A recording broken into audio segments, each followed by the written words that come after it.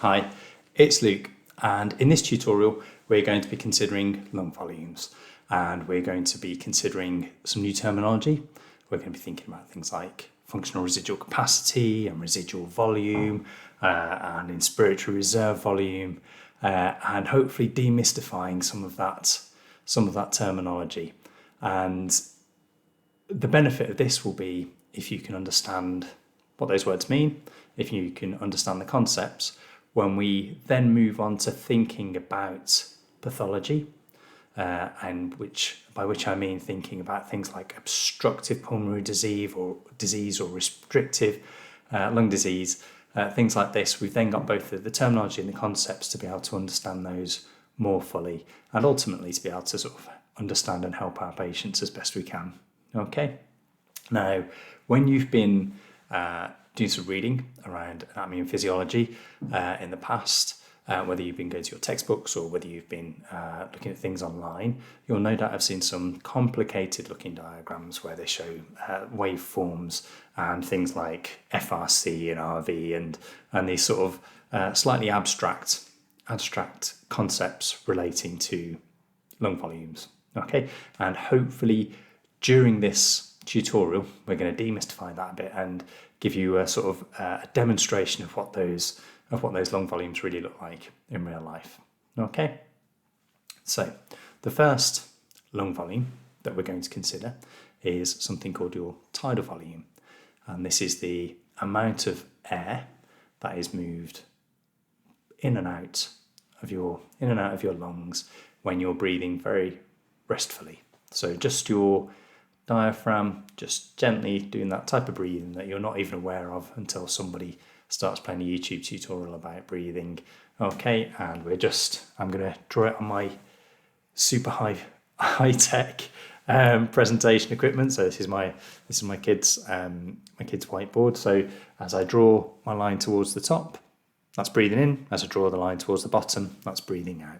Okay, so we're just doing that normal restful breathing. So in and out.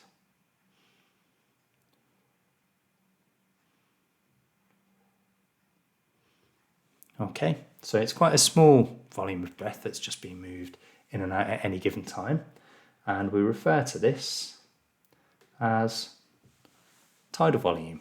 So V for volume, T for tidal, and that makes sense because we've got that sort of small amount of air just coming in and out when we're sort of breathing quite restfully.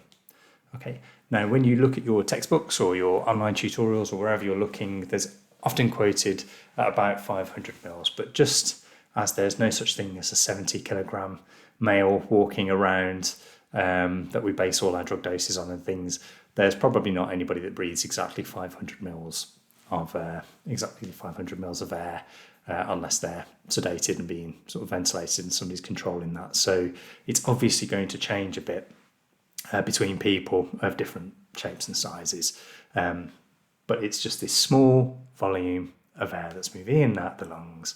When we're sort of restfully breathing, we just have our diaphragm just moving away and we're not even conscious of it. So that's tidal volume. Okay.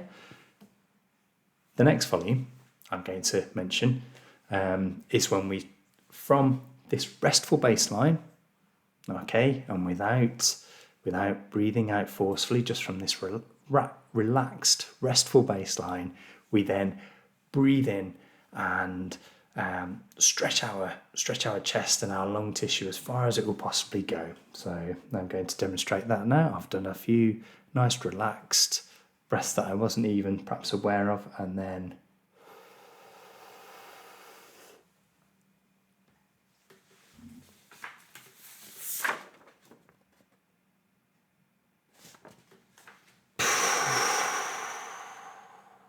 I'm back down to baseline. And so I was inspiring, I was breathing as much air in as I possibly could. And this volume of air here, above our baseline, is known as the inspiratory reserve volume.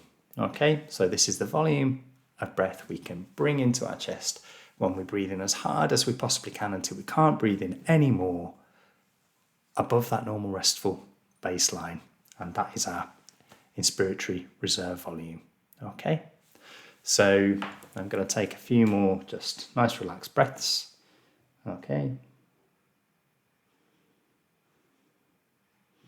so just a couple more of those nice restful breaths that in theory I'm not even aware of, but obviously I'm doing this tutorial about breathing, so I'm thinking about it the whole time. Okay, and what I'm going to do now, again from this baseline, so I'm not going to take a big deep breath in, I'm just nice and relaxed from this baseline, and I'm going to breathe out as hard as I possibly can.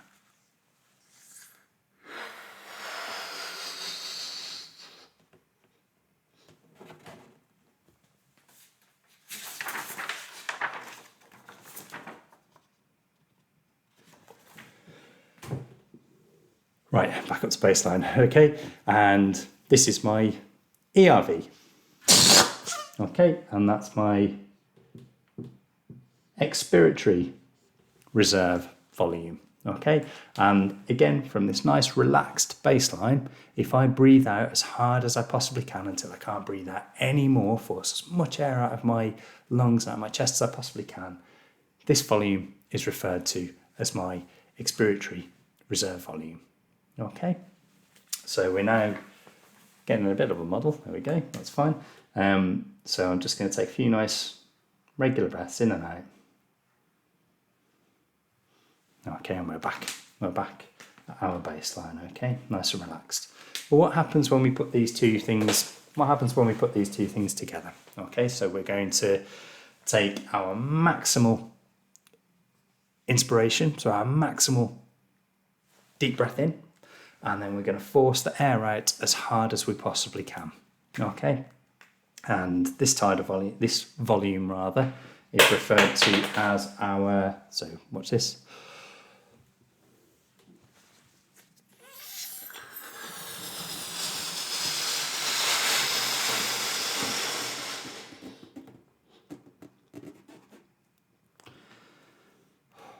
So this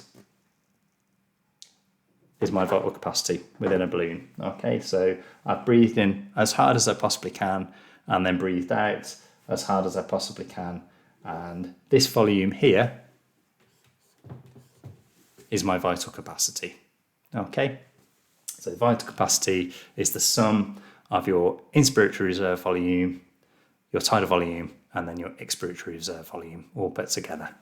Breathing as hard as I can and then breathing out as hard as I can. That gives us our vital capacity. Okay, vital capacity.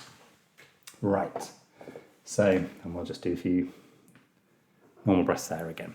Okay, now there's a couple more lung volumes that I'd like you to be aware of and I'd like for you to understand. Okay, so just now when I was breathing out as hard as I possibly could, there was still a little bit of air left in my chest, left in my lungs, okay, because I didn't completely collapse down all those alveoli and those bronchioles and everything. They didn't completely collapse down. There's a bit of nitrogen, a little bit of other respiratory gases there.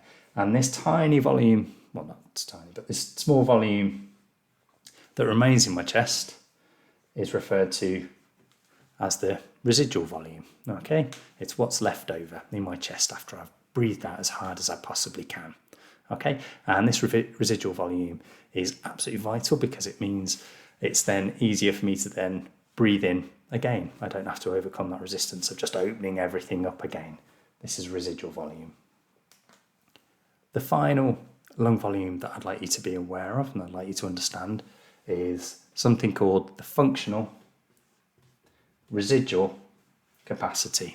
Okay, and so if we then think about our breathing at baseline, so our normal restful breathing, and at this particular moment we've just breathed out, okay, and so I'm referring to the volume of air that remains in my lungs and within my chest after I've just breathed out a normal, nice, relaxed, normal breath, and this is the functional residual capacity, and this will be full of, or this will have some, it'll have nitrogen in it, it'll have, it'll be increasingly gaining carbon dioxide, but it'll have the oxygen in it, and oxygen takes a long time, a relatively long time, to diffuse from the alveoli into the capillaries, into the bloodstream.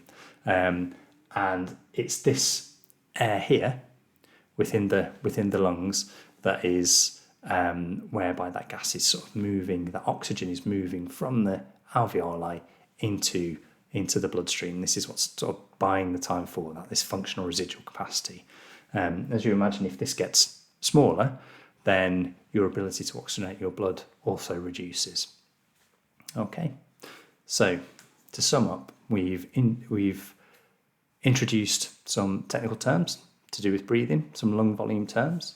We've mentioned tidal volume, which is that small volume of air that's constantly sort of moving and in and out of the lungs as you breathe in and out, and you're not even aware of it. It's just your diaphragm moving slowly in and out. When we take a big, deep breath as far as we possibly can from that relaxed baseline, we've got our inspiratory reserve volume. Conversely, if we're just breathing nice and restfully and then we forcefully breathe out as hard as we possibly can, we've got our expiratory reserve volume. Okay. And if we do both of those things together, so we've had some nice relaxed breathing, we take a big deep breath in up to our inspiratory reserve volume and then breathe out as hard as we possibly can until we can't breathe out anymore. This volume is our vital capacity.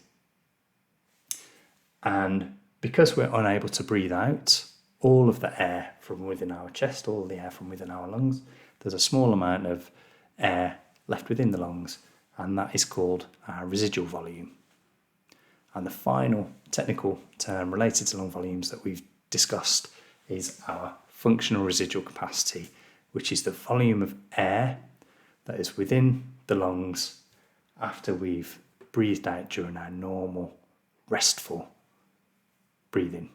Okay, and this is where this is the volume that's allowing the oxygen to diffuse across the alveoli and into the pulmonary capillaries, or rather into the blood in the pulmonary capillaries. Okay, thank you very much for listening. Cheers.